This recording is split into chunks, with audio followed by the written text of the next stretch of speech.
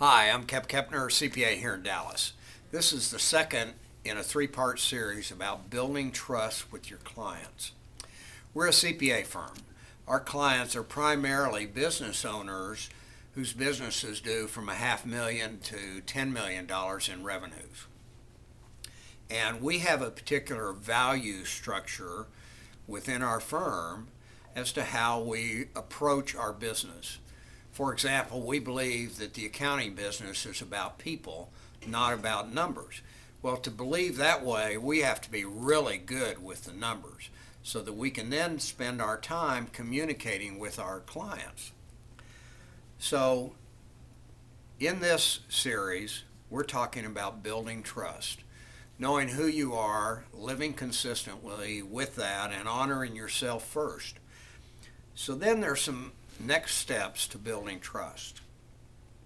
One of those is to reveal yourself.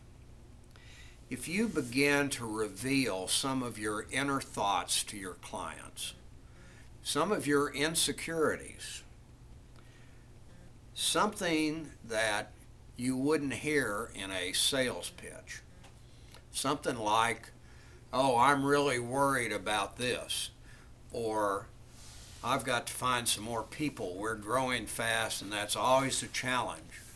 Any of these things that represent a little bit of insecurity on your part makes you human to your client.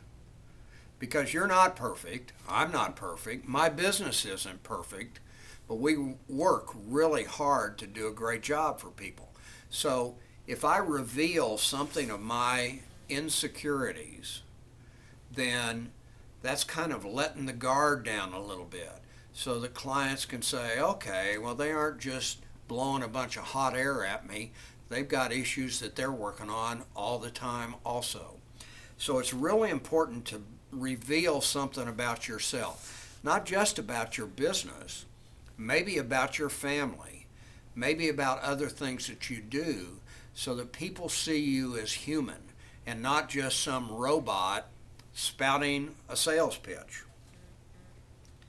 Then after you do that, you've heard this before, you've got to do what you say you're going to do. Nothing builds that trust more than when you say it, you will do it, and your client can count on it. Now, part of revealing yourself is if you promise something and you can't meet it, to fess up right away. Hey, I'm not perfect. I'm so sorry. I screwed up on that. I'm going to build on it and do a better job. That's expressing your insecurities or something you did maybe that wasn't perfect. But you're also trying to do what you say you're going to do.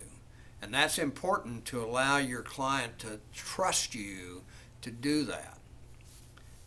The other thing you do is you respect them and respect others. So if I have a client that is having a difficult time, well, the last thing they need from me is something to tell them, well, you should do this or you should do that, or the numbers say this or the numbers say that.